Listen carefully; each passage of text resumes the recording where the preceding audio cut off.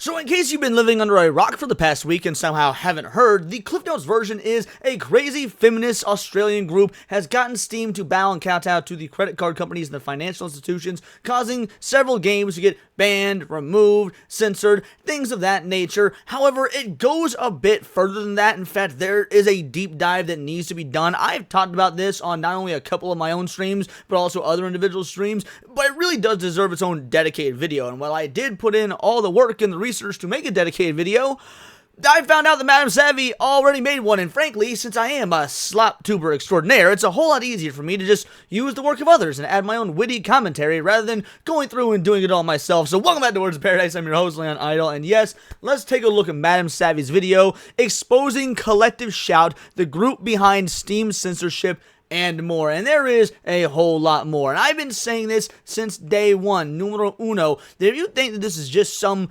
random feminist group and that somehow they were able to convince all the major financial institutions to take games off Steam to go after gaming, the largest entertainment industry in the world, without any sort of bank rolling or something from other larger shadowy organizations. But I got a bridge to sell you. There is so much more than just this one group. So before we go ahead and get into this, hit that subscribe button. I'm a nerdy news channel. I cover nerdy news every day, and let's go.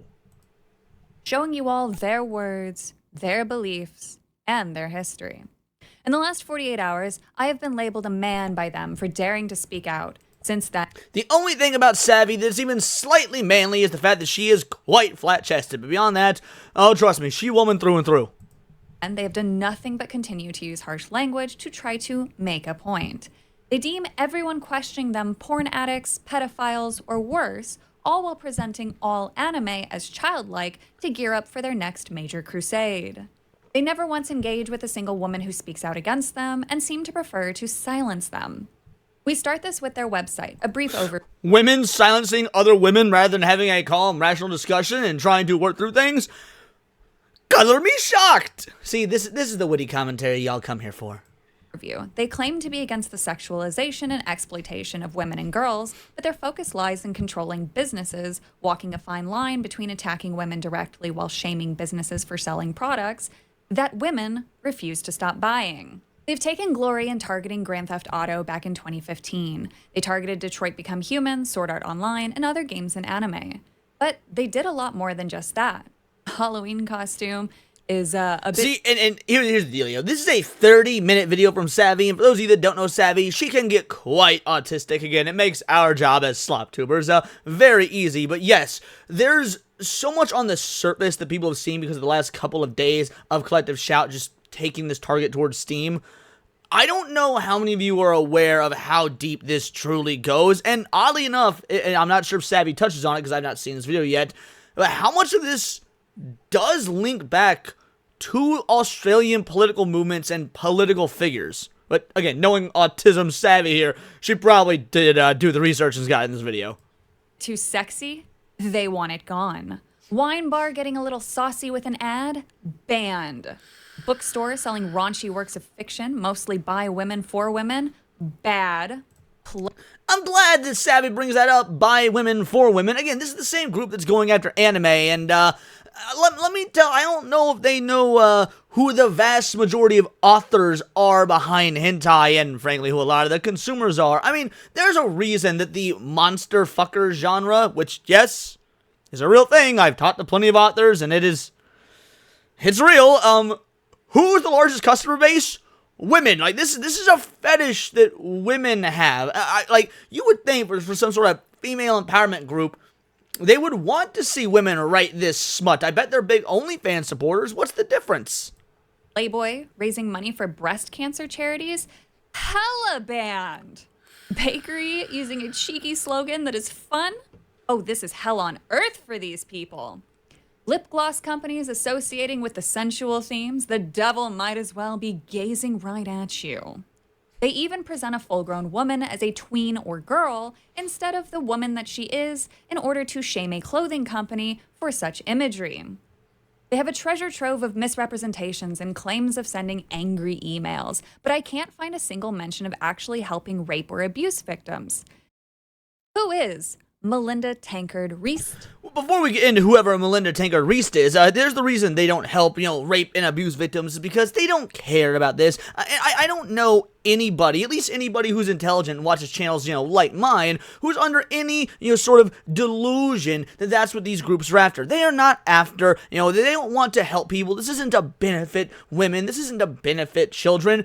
No, it's a power play. It's about control. That's what it always boils down to, because power corrupts and absolute power corrupts absolutely. And the idea that they can use these financial institutions to go after the largest industry in the entertainment industry, at least in the world, if they can bring down Steam, if they can bring down gaming culture, everything else is chump change. Books, Hollywood, comics, movies, whatever it may be. This is the slippery slope argument, because now that Steam has bent the knee and said, you know what, we're going to listen to this, because this is about Visa and MasterCard are able to, I cannot highlight this enough, act as publisher at this point by saying, we get to decide what you spend your money on, even if it is a legal product.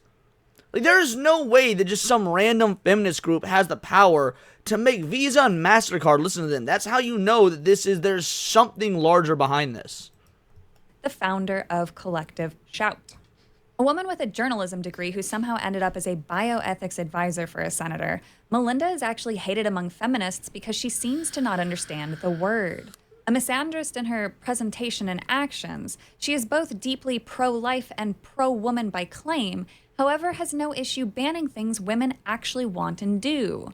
Born in 19... See, she mentions she's, pro-life, and there's been this really strange debate going on X, if you guys haven't seen it, that, of course, a lot of people are attacking the left, because the left is always calling for censorship, and, this is a feminist group, so of course they're going to be left-leaning, but then you've got the left calling this a right-wing Christian group, and that's because, she's pro-life, so she must be right-wing, when in all reality, maybe it's neither. Maybe the partisan politics don't actually matter, and this is a control thing. And why is it a control thing? Because it's not actually, Collective Shout that's in control here. It's whatever this higher-up shadow government or shadow company or whatever it is that's pulling the strings is. Someone said it very well in the comments on one of the streams I was on. They can't be in control. The question was asked, why would there need to be a shadowy entity above them to get this done? Well, the answer is pretty simple. Puppets need a puppet master. Puppet masters need puppets. You can't have one without the other. 63, she's a 61-year-old and is dedicating her golden years to fighting fiction instead of spending time with her family.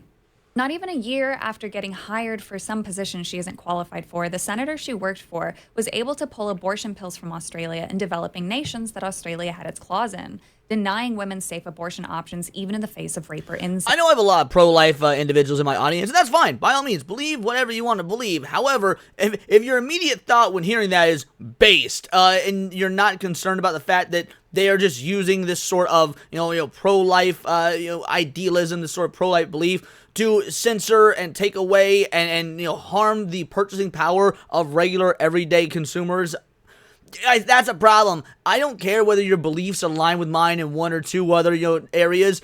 Once you start attacking people's money, once you start attacking people's freedom, especially, again, over legal products, we're going to have an issue, even if we agree on 99% of things.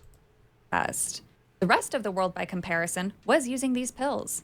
This is when actual feminists started to notice her, and she has been a thorn in women's side ever since. In 2012, Melinda threatened to sue a blogger, Jennifer Wilson, for daring to speak against her. In a very tame blog post, Jennifer calls out Collective Shout for essentially slut-shaming by proxy and denying women agency to choose. This notion is important for later, and Jennifer questions the group and how they operate. How Collective Shout shames women and girls.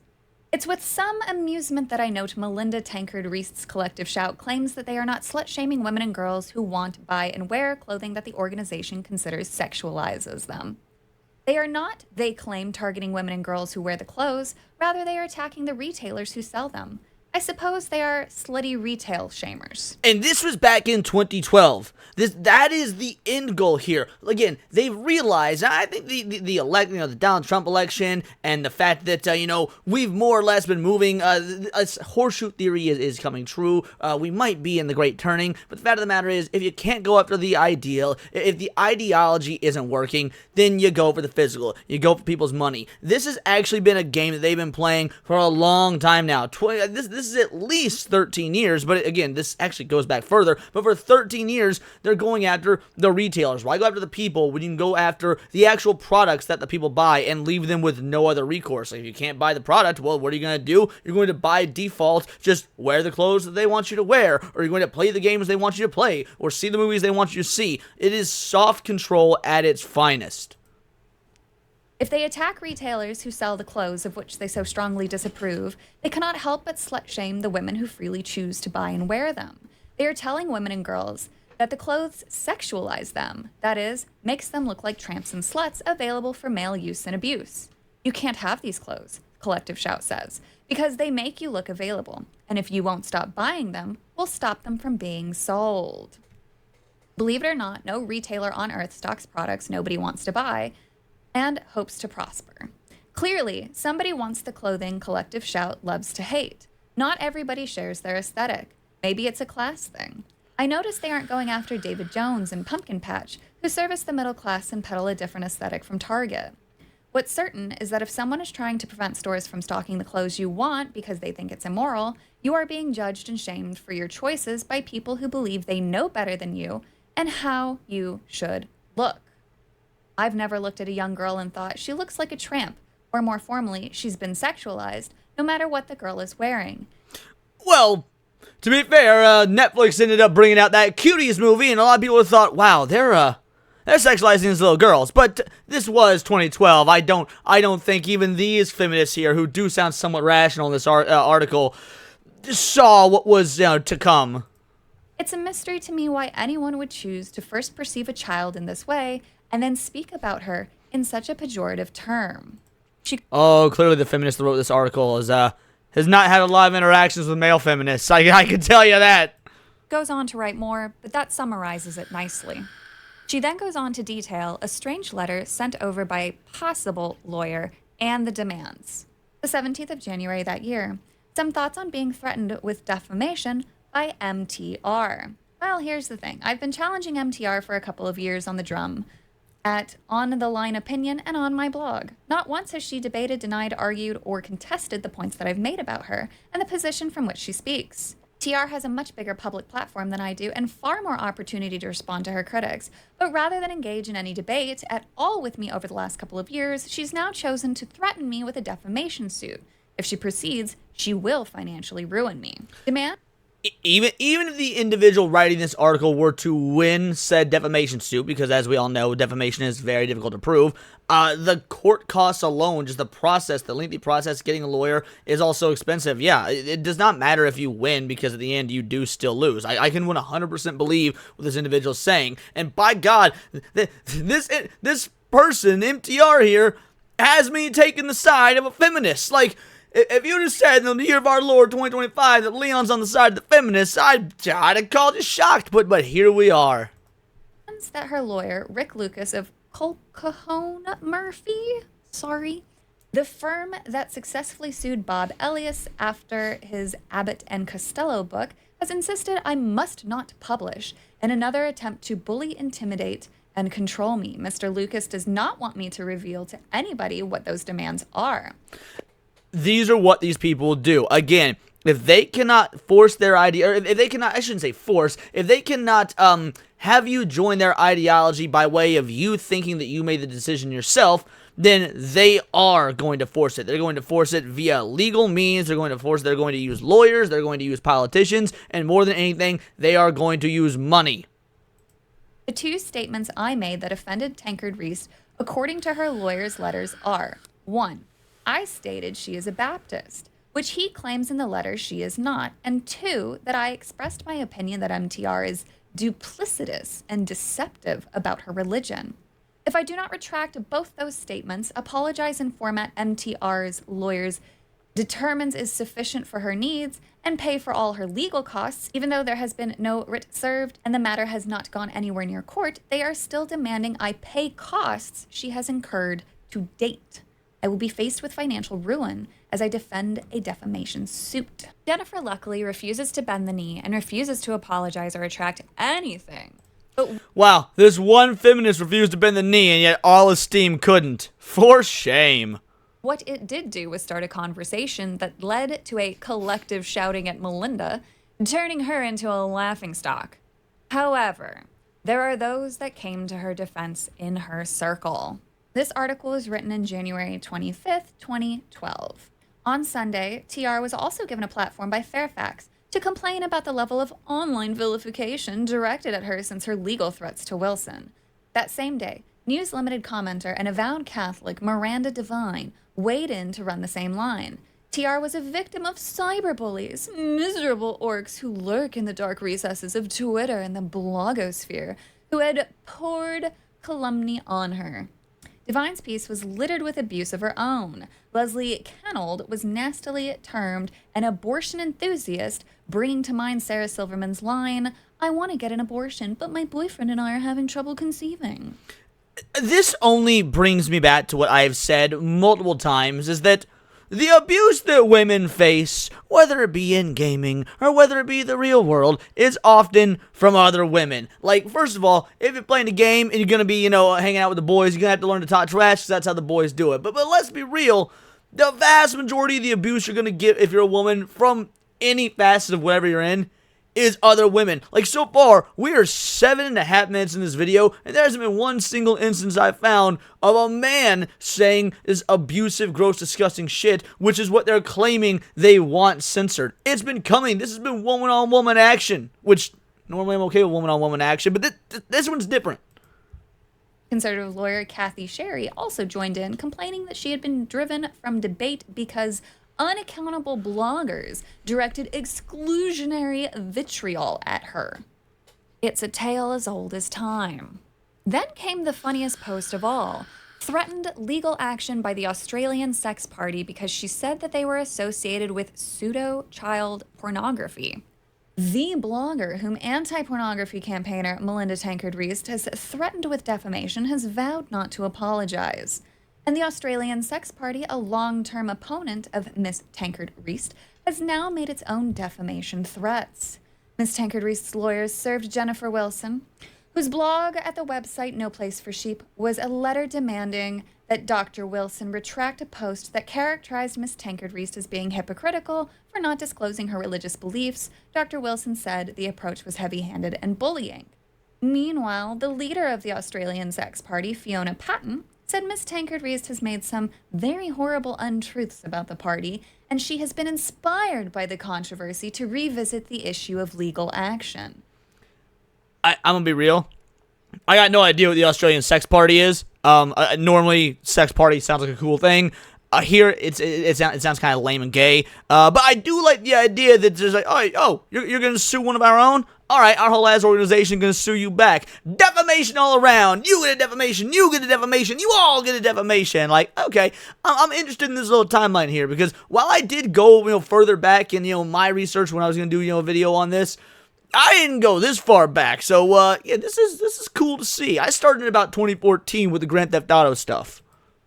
In 2009, Miss Tankard-Reist posted an article accusing the sex party of being linked to pseudo-child pornography.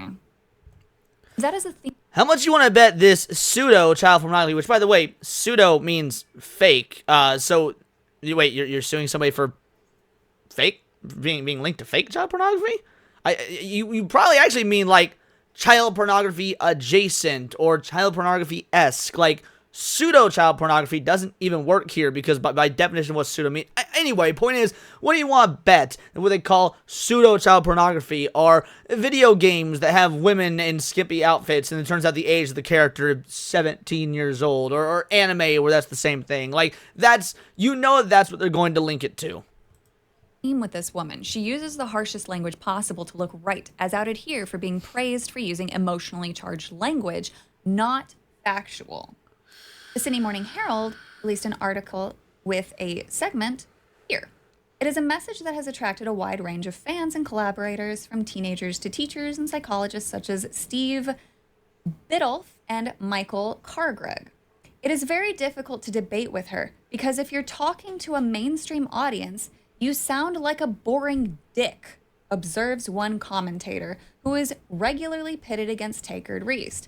But this was in 2012. This remains true even today, because not only do you sound like a boring dick, you kind of sound like a monster. Like, unless you articulate your argument very well, you do sound like an absolute monster. Because here's their argument. Here's what they're trying to do. We need to get rid of video games that glorify the sexual and physical abuse of women and children. And if you say, what? No, you don't. You sound like you're somebody who partakes and enjoys in the physical abuse of women and children. So how do you get around this? Like, most people aren't going to listen to you beyond that, when really what you're trying to say is, hey, I find this content to be morally abhorrent. I find this sort of content to be disgusting. I would never purchase it. But at the end of the day, these are video games, they're novels, they're books, they're comics, whatever. They're fake and they're completely legal. So if people want to use their freedom and use their own money to purchase this, they should be allowed to. But no one's going to care about that, because the opposite party is shouting,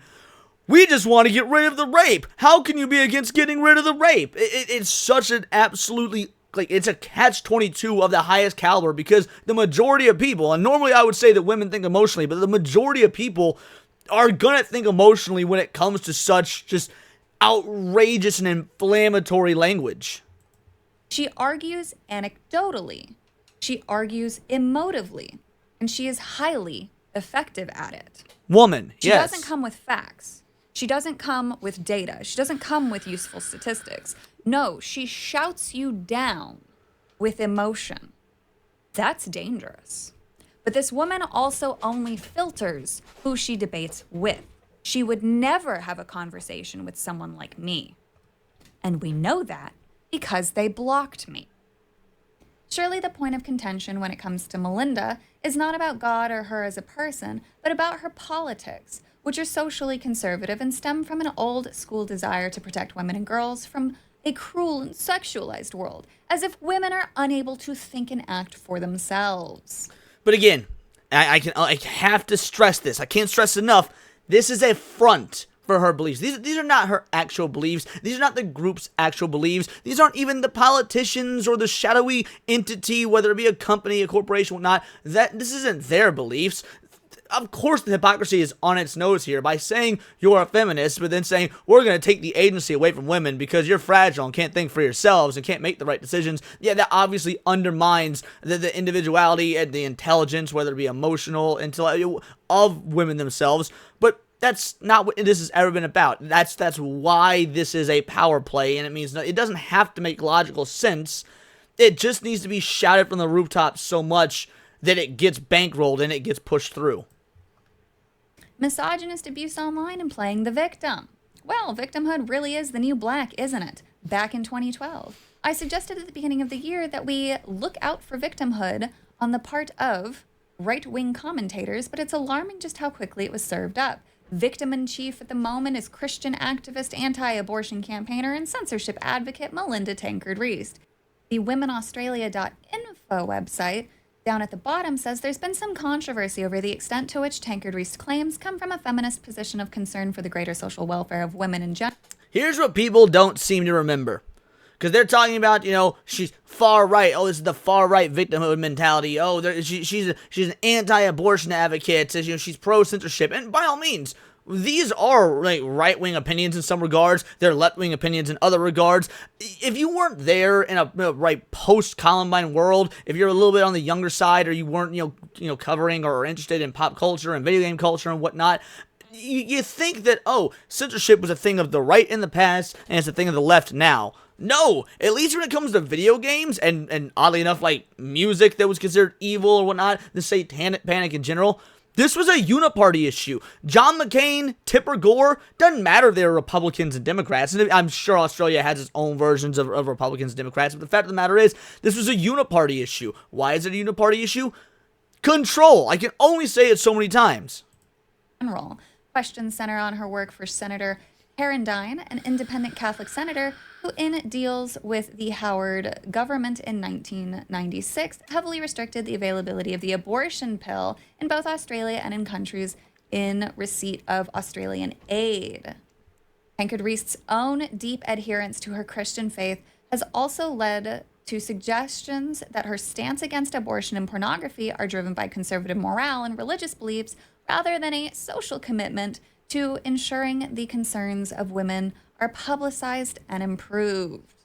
But she isn't the only psycho who can give us insights into this little gaggle of graying geeses. Let's take a look at Caitlin Roper, the campaign manager. She's another... I could be wrong, but I think this gal actually does have ties to the Australian government. Oh, to be fair, the last one did as well. MTR did, because again, she was a bioethicist for an Australian senator. So again, you got a political connection there. And if I recall correctly in the research I did, this gal does too. But let's see if I'm correct.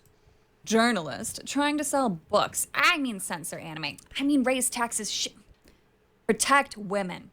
Her pinned tweet is, of course, her trying to sell her book, Sex, Dolls, Robots, and Women Hating. She has, of course, naturally blocked me. Here she is. No, Savvy, you should have read the subtitle. The Case for Resistance. Anytime something says resistance, you can immediately know that it is a crock of shit and that it's propaganda on full display for the low price of $27.95. Is retweeting the Spinifex Press. Activist Caitlin Roper, author of Sex, Dolls, Robots, and Women Hating, has spent many hours on forums of men, numbering in their thousands, who own replica women. Caitlin takes issue back in 2023. How has the skimpies industry survived #MeToo? Apparently, Me Too wasn't about servicing rape victims and giving them a platform to tell their story. No, it was actually about shutting down bars and sex clubs. Interesting. I'm very confused, because isn't it always, women that are advocating for, like, well, I should get to wear what I want. This isn't for you. This isn't for the male gaze. I just want to look cute. Again, these women can't even agree with other women, shocker, on what they should be able to purchase or buy or wear, because they're so busy fighting each other. However, you can't attack women. You can't make the victims or the vector of your attack other women, because then you look bad calling yourselves a feminist group and attacking other women. So who are you going to move your attack towards? Of course, it's going to be men. Like, it's the very obvious choice. Like, the punishment is actually for women. But we can't say we're going to punish women. That'll muddy the message, because we are women. So let's use men as the scapegoat. That's where the end goal is here. She also takes issue back in 2021. Want to call out sexual harassment? Start with your own. Champs Change-led shopping centers hosting sexist and pornified images of essentially naked women. Unwanted exposure to sexual and pornographic imagery is sexual harassment. This just in. If I see, let's say I walk by the Victoria's Secret section at the mall, and for whatever reason I don't want to see the women in their underwear and whatnot, that's not sexual harassment just because I didn't want to see it. Just showing women wearing clothing that I disapprove of or that you disapprove of or whatnot, it's not sexual harassment. That's advertising, and it's fine. Now, mind you, the royal you or the royal me, or hypothetically, because I do love, I love walking past Victoria's Secret. Until I look in the store and I see there's a lot of fat women in there, it's like, ugh, gross. That's neither here nor there. Treating women as sex objects doesn't suddenly become feminist act just because the photographer is a woman. So she takes issue with a woman's ability to choose. If I, a female photographer, go to my female friend who's interested in posing a bit risque, that's apparently not good. She argues with Michael here. Michael says, yeah, and men don't get treated the same. I mean, every single sunglasses ad or clothing ad for men is just some good-looking male model, shirtless or otherwise. So yeah, men get the same treatment in regards to ads. Caitlin, however, comes in very bravely. Nope, sure, men too are sexualized, but I'm yet to see shopping center ads featuring men posing submissively, near naked, smiling coyly, wearing a fuck me expression alongside fully clothed women. Well, okay, for one, aside from the whole, pose submissively thing, all the rest of this is in ads. Men in Calvin Klein or GQ or whatever pose nearly naked. They give a smirk or a smile or whatnot. It's the fuck me eyes that the women are supposed to gravitate towards because they're hot, and the dude is supposed to gravitate towards be like, I want to be like that guy. It's absolutely there. As far as why it's not posed submissively, Well, yeah, because neither men nor women want that. Women don't want a man that's going to pose submissively because that's not attractive to them. And a man doesn't want to pose submissively because that will not attract a woman. Like, this is all obvious bullshit. So Caitlyn is wrong in every metric here. Don't worry, you got what you wanted because in 2020 they started really promoting the demasculation of men. Now It it's was all well over before the place in 2020, but go Marvel. on. Empowerment has become the cover for doing whatever the hell you like. Anyone who complains is trying to oppress you. Now, I will agree with this statement. Empowerment has become the cover for doing whatever you like, but you should come to that conclusion of whether you agree or disagree with this on your own and not have it forced upon you. And that's the crux of the argument, is that you are trying to force these moralistic beliefs on other people under the guise of feminism, which will piss off actual feminists for better or for worse, and will of course piss off just anyone who values freedom, because look, I very much am against the culture of, frankly, the way most women act nowadays, which is, the not taking accountability, and my choice, I can do what I want, and that makes me empowered. Like, yeah, I find the mentality of the modern woman to be, frankly, fucking abhorrent. But if they chose it for themselves, although to be fair, a lot of them were brainwashed into it, but if they had the illusion of choosing it for themselves, that's kind of the beauty of freedom. That's kind of the beauty of being human, is getting that choice. And stripping that choice away, whether you're on the left, the right, doesn't matter, is an absolutely unequivocally, inherently, morally wrong thing to do. And we'll revisit this article. By the way, I promise, guys, this will get to be about Steam and video games, but we need our history lesson first. So if you're a gamer and you're like, I don't care about this, this does affect you. That's another thing that people need to understand, is that just because it doesn't affect the one area of which that you're interested in this case, video games, this still, as a larger problem, does affect you. If you're a non-gamer and you don't care about the censorship happening on Steam because, oh, whatever, I don't play games, or I don't play those kind of games, this does still affect you, because if these credit card companies, these financial institutions can turn off the ability to buy these legal products now, what legal products is it tomorrow, or next week, or next year, or further on down the line? So if you don't have the ability to look at the long game, to look at the macro scale, you're kind of fucking retarded. Does not post naked selfies of herself in order to liberate women from oppression. She does it for her career. Now, there is truth in this tweet. However, the reason why she's tweeting it is bad, because her reason for tweeting it is wanting to censor people who do genuinely want to do those things. Meyer, is it your policy to display posters of naked, objectified women so long as it is international campaigns? Why are pregnant women always naked on magazine covers? Why indeed? Why do we celebrate?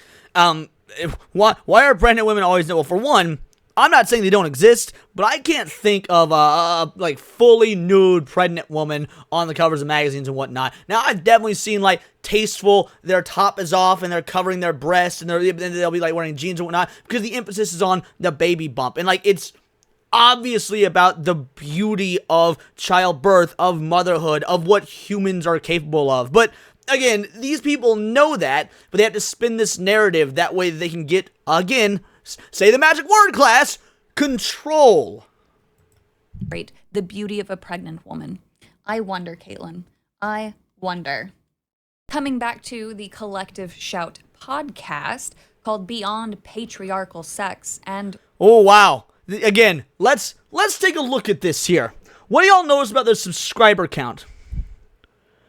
843. Now, this is not even, or at least by old YouTube metrics until the change about a year and a half ago, wouldn't even be a monetized account. This has so little support, they can't even get 1,000 subscribers on YouTube. My dumb Sonic the Hedgehog obsessed ass has almost 8,000. I'm almost 10 times more relevant than these people, if we're just looking at the raw numbers. Yet, they somehow had the ability to get all these financial institutions to come to agreement on something is what people have the freedom to purchase with their own money? No. This is absolutely being bankrolled. There is something above this. It's not, it does not make any logical sense to even call it a conspiracy theory as a pejorative. It's logically easy to follow. 843 subscribers. An Australian feminist group that somehow can take down global payment processors and make them bend to their will. What are the... That's like me being able to send a tweet and at Microsoft, and Microsoft changed their entire terms of service because my little dumbass 8,000 subscriber, not even 8,000 subscriber, YouTube channel is pissed off. The world doesn't fucking work like that. Clearly there's more going on here. Well, their most recent one has a lot of irony in it. To you, real empowerment isn't about being desirable. It's about having agency. It's about the freedom to say no, the freedom to speak out, to take up space, to stand with others fighting for justice. Real empowerment isn't about desirability. It's about agency, the freedom to speak out. Can women not have the agency of their own to make themselves desirable? I mean, men do that. If a man goes to the gym to work out because he wants to attract a good-looking woman, and he's making that choice for himself, he's using his own agency to make himself more desirable. Are you so anti-woman that you're saying that women just functionally and cognitively can't do that? I don't know. That sounds pretty fucking anti-woman to me. In fact, that sounds like some alt-right shit to me. Funny, because Collective Shout wants to take away the agency of women to choose based on their views of sex, abortion, and fiction. And the moment a woman disagrees with them, they either sue them, block them, or label them a man in my case. And at the minute 55 mark, this happens. I told you that rape and incest games are being marketed to 12-year-olds. Full stop. That... What? Rape and incest games are being marketed to 12-year-olds. Yeah, let's show me the last rape and or incest game marketed to... by the way, rhetorical question if you couldn't tell, because they don't exist. This has been brought up by other individuals, but I will bring it up as well. Even when these games are available, like on Steam, the default setting for Steam is all that stuff is hidden, is turned off. You have to actively go in and turn on the NSFW toggle. After that, you have to do age verification. These sorts of games do not get commercials on daytime TV. They don't get ads on X or ads on, the website Variety or Neopets or whatever your website browsing of choice is. Like, there's literally no such thing.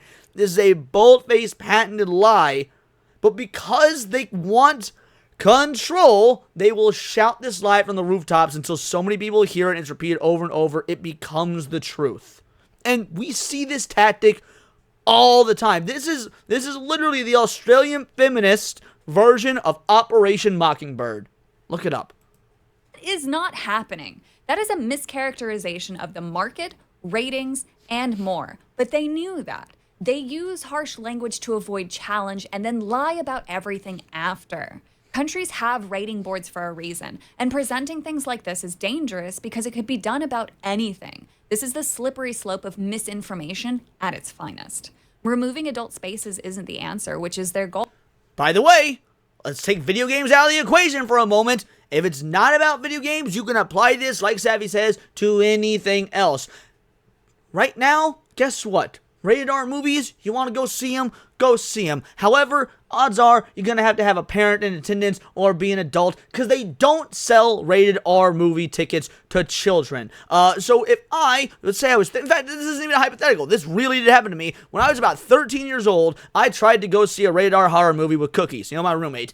We got kicked out of the theater because, even though they sold us the tickets because we had his grandfather buy them for us with us in line, when they saw that we were in the theater alone, that he just bought the tickets for us, then he left, they kicked us out and made us switch our tickets over to a PG-13 or lower movie. We ended up seeing Hancock, by the way. Hancock was awesome in the theater.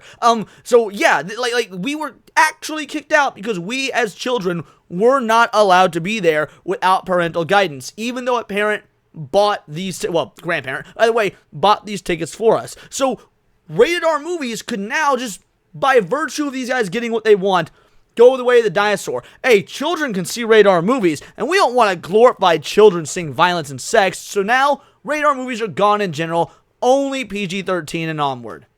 Otherwise, Visa, MasterCard, PayPal, they just won't process your payment for a rated R ticket. And if the theater can't get paid for a rated R ticket, they'll just stop showing rated R movies. Like, you could apply this logic to anything, not even entertainment. You could apply it to clothing like they did at the beginning of this. Hey, Visa and MasterCard don't want to sell swimsuits anymore because swimsuits imply that you're going to see men, or especially women, in a halfway naked format. Well, no reason to carry swimsuits at the local Walmart because Visa and MasterCard won't let payment processes for them. It's a slippery slope. This is literally a cliff. It's just a cliff that we're driving to at full speed. Removing children from the internet is the best solution, but you don't need government to do it. You need a change in culture. But again, we're focusing on their words right now. In another video from 2 months ago, they're boasting about the No Mercy game going down, at the developer's actions, however, not Steam's, which is probably why they went to payment processors, because Steam didn't do anything. These two women here are Melinda and Danny. Danny is the NCOS legal rep and person attempting to characterize anime as childlike in totality. These groups moved together because it has become more effective for them. NCOS is a morality group that rebranded from Catholic morals to child exploitation because people listen with harsher language involved. This video goes on to make the claims, oh, the science is out there, to back them up. But she promotes another book written by someone else within Collective Shout while making outlandish claims that 12-year-olds are getting easy access to adult games. That's a parenting problem, not an adult-to-adult market problem. I mean, yes, that is a parenting problem. I agree. However, are we truly shocked that an Australian, has come up with the solution of let Big Daddy government and, of course, the payment processors fix the problem instead of parents? This is the country that, put the vast majority of their people in camps for a disease with a 99.9% success rate. Now, obviously, I'm being hyperbolic here, but let's be real. It makes sense this is coming from Australia, because you do see movements like this in the US. We have seen, right-wing mom groups get manga that are completely age-appropriate, pulled from schools. My Hero Academia pulled from high schools, or not My Hero Academia, sorry, Assassination Classroom pulled from high schools purely based on the name and the memorials outrage group that Savvy is referring to. But by and large, these movements do tend to fail in the US. But this is in the US. This is not, because it's Australian, because they had this different culture, and because they sucked the teat of Big Daddy government or Big Mama matriarchy and monarchy as it so used to be. Yeah, what are you gonna do? Their brains fundamentally can't even conceptualize the way freedom works in something like here in America, but they don't need to, because again, freedom is an icky word to them. Freedom is the antithesis to control, which is what they're after. All of their videos and interviews are like this, just internet bloggers with no real worth to the world saying, trust me, bro, even though we've already had plenty of studies on media saying the opposite is true. But we all know that this isn't about facts. This is just angry women doing angry woman things. For 30 years. Moving on from Caitlin, this is Coralie Allison, the operation manager, and some of her tweets over the years. Japan bans possession of child pornography, but not excludes manga or anime. She's up. You want to know why? Because those aren't real. I find this to be an intrinsically woman thing. The inability, or of course autistic as well, the inability to separate reality from fiction. I don't know, has there ever a study been done on why women seem to have this problem more than men? And maybe I'm just, biased because of the way I've seen the world and whatnot, but I think this should be studied if it hasn't already. Upset about just manga and anime existing, mind you. She's not upset about the content of it because she doesn't engage with the content of it. She's upset over something she doesn't understand.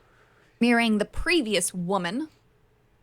And this time, they allowed her to wear a skirt, although still topless, because apparently using women's bodies to sell products works, right?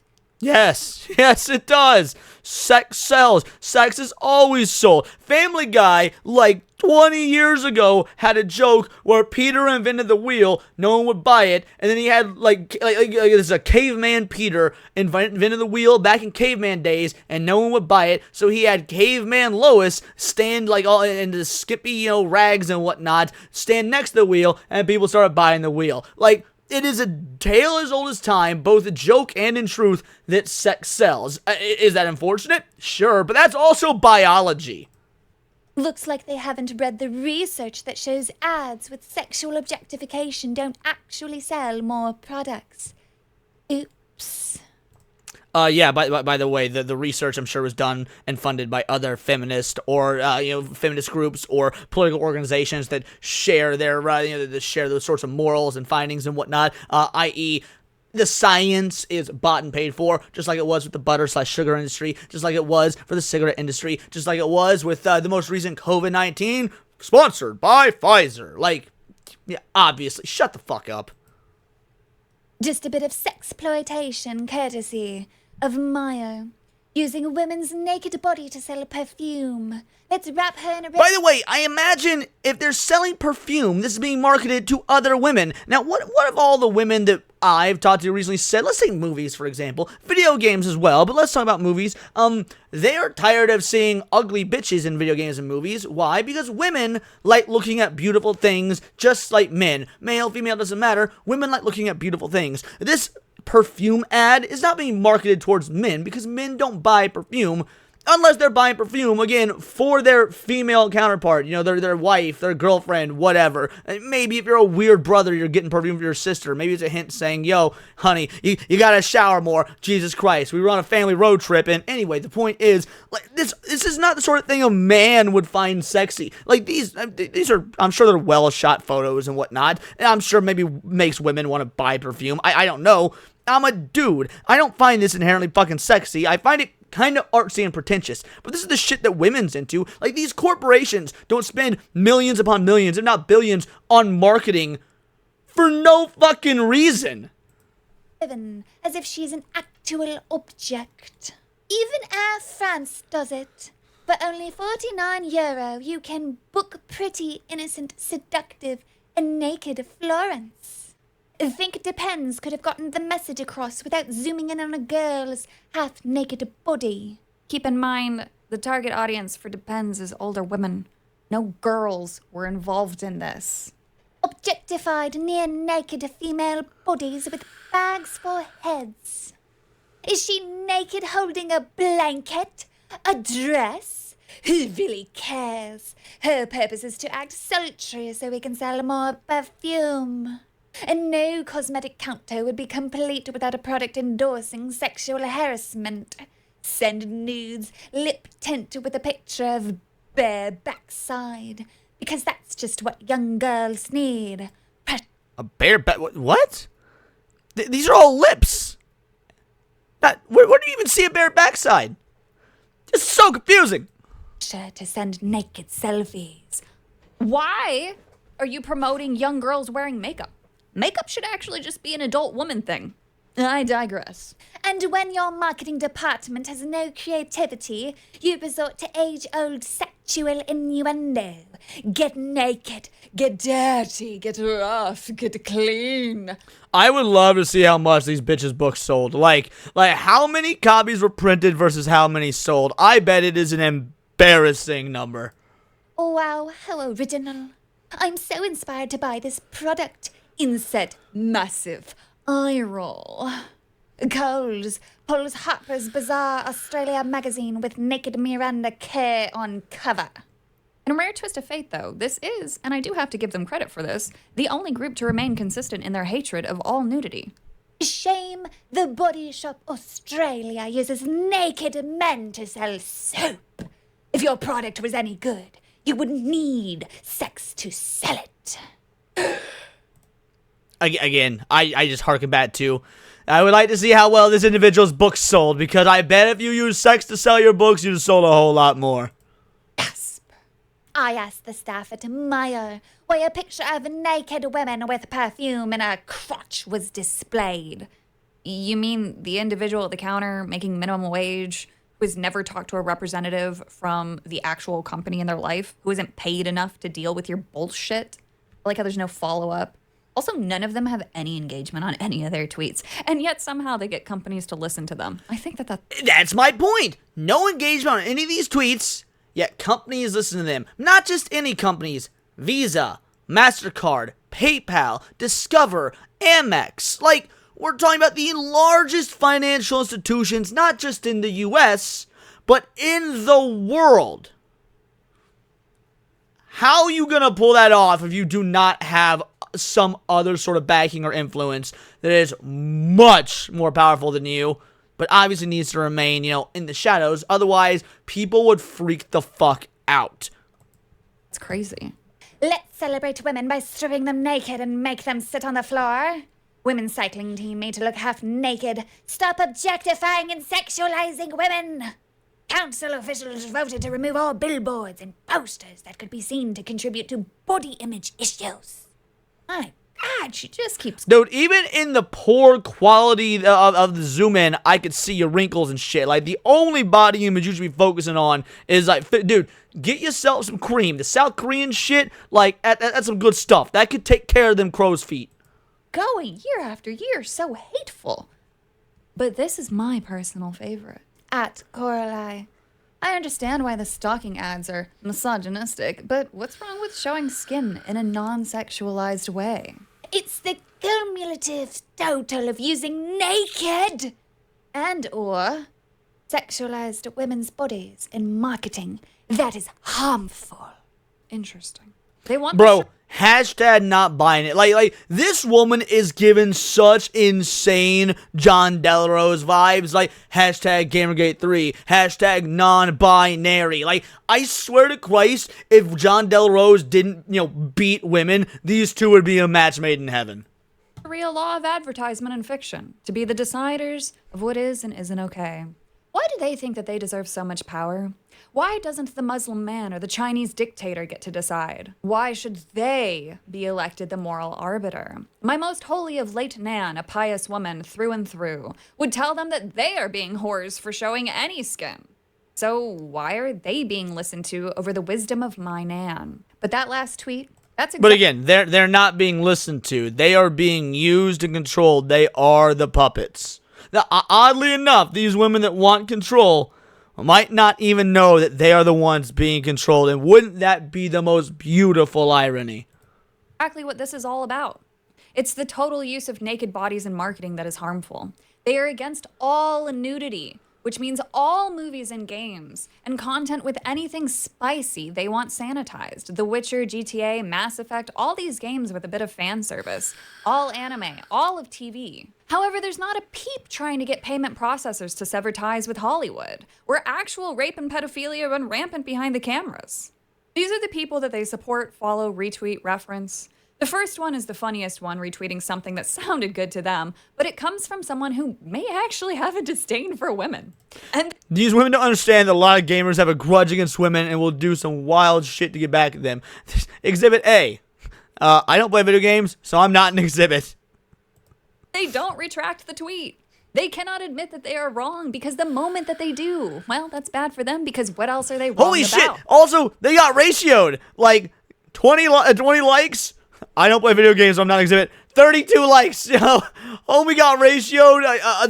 That's amazing. This was the individual that I used in a previous video. He actually commented on their tweet that he isn't even a gamer and shouldn't be their exhibit A. Then says common woman L. I would agree here because this is the ultimate L, but they still keep those words up despite the trollish nature of them. Melinda retweeted Danny, who is on her crusade of labeling everything anime as child. I actually saw this post and didn't realize at the time that this was the woman from Collective Shout because the story hadn't quite broke yet or it hadn't broke to this degree. That's wild. Childlike. Melinda also retweets Marissa, but Marissa's too stupid to realize that all nudity bad and genuinely thinks her gooning, Baldur's Gate, is good, which in reality, Collective Shout wants this gone too, because remember, all nudity bad, all porn degrading, all fiction must be sanitized. Jolie, a supporter of Coralie, says the quiet part out loud. Jolie says, "Yep, can't wait for the marketing to get clever and create ads that don't involve sexualized sexism to sell. That being said, the best way to stop this is to not buy their stuff." And yet, emails do. Not women in this case. And yes, I will look into the words chosen and the disdain that this person has for the fact that women dare to have agency. Which brings me to the next article reposted by Caitlin Roper talking about how empowerment has become a cover for doing whatever the hell you like. And anyone complaining is oppressive. While there is some crossover from arguments over the years that would normally have me mildly agreeing with them that empowerment from the overall female movement was just manipulation, it is the reasoning that they use it and the reasoning behind collective shout that I will shoot them down. They use this as a means to shame women and control. They can't just call a woman a Savvy said it. Savvy said the magic word. Control, baby. Let's go. slut anymore. So they know that that won't work. But what they are doing is going to the store and giving them bad press in hopes that they ban the item that the women won't stop buying. Before I get canceled, I learned a new word today, and so will you. From shopping to naked selfies, how empowerment lost its meaning. It's quite an exciting time to be a woman, I can tell you. Feminism might not have quite finished its work yet. There are still niggly little things such as unequal pay and female genitalia mutilation and unbelievable Niggle, to cause one to be persistently preoccupied, annoyed, or uncomfortable. For example, I am niggled by collective shout. abortion remains an actual issue in the US elections in 2016. But never has it been easier for a woman to feel empowered. So apparently, genital mutilation is just something to be mildly uncomfortable with. The article, however, goes on. The problem with this approach is that it leads to a great big pile of nothing. The suggestion that women should unthinkably celebrate one another purely out of sisterly feelings is about as patronizing as the idea that women shouldn't trouble their brains with opinions. To be fair, they shouldn't, but that's a discussion for another time. The article further goes on, feminists who query whether things such as prostitution, pole dancing, or lurking about naked while being filmed by self-described pervert Terry Richard, as Miley Cyrus did for her video Wrecking Ball, are really empowering themselves are shouted down as angry anti-sex harridans.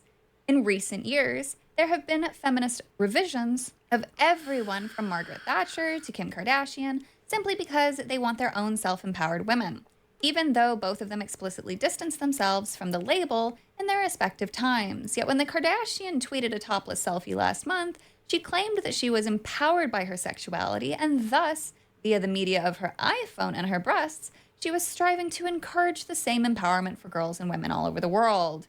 Anyone who queried this philosophy was shouted down as an out-of-date loser who encouraged body shaming. So maybe I just want to make sure everybody here knows, I do in fact encourage body shaming, specifically of fat people. Like, shame the fuck out of them until they are skinny and attractive. Or at least skinny, just because, I mean, some of y'all got some fucking faces that a dog wouldn't look at, bro.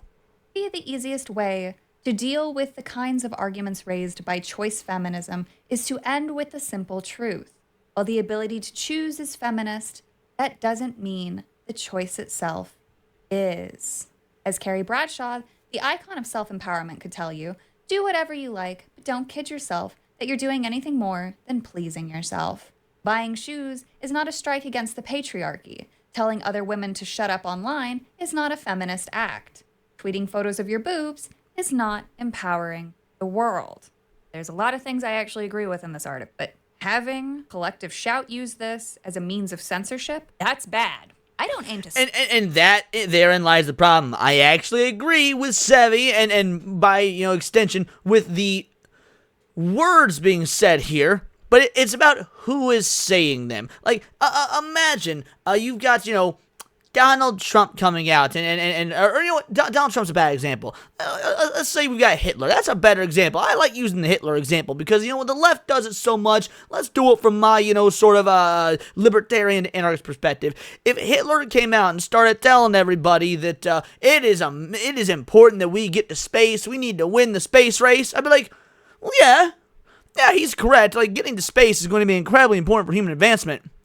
But considering all the other shit that Hitler said, I don't know if I like him, delivering this message. It seems like there's probably an ulterior motive here. Why do we need to get to space? So you could, send all the Jews there?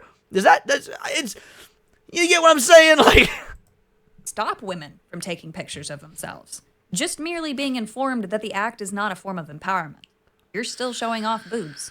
It's just you doing it. All of this is still about control. Controlling what men can consume and controlling what women want to do, all while defying biology and ignoring the concept of self-governance, responsibility, and ownership. Collective Shout is an evil organization that will stop at nothing. They're a politically funded and politically supported Australian group attempting to influence American markets and companies. Remember that she said they are politically founded and politically funded, which they are. There is proof of this. There's, in fact, since this isn't so far at least been brought up in the video, if I need to do so on stream tomorrow, I will, or later today by the time you're seeing this. Notice how it says up top here, Collective Shout is a grassroots campaign movement. You are not grassroots if you are actually funded by certain, by the political movement, by politicians. If you were founded by politicians or people who are, adjacent to politicians, that is the opposite of grassroots. I mean, this is a blatant lie. But again, people fall for it because they don't do the research. Because we're not just a headline country. This isn't an America problem. This is a worldwide problem for the first world developed countries. We become a headline society.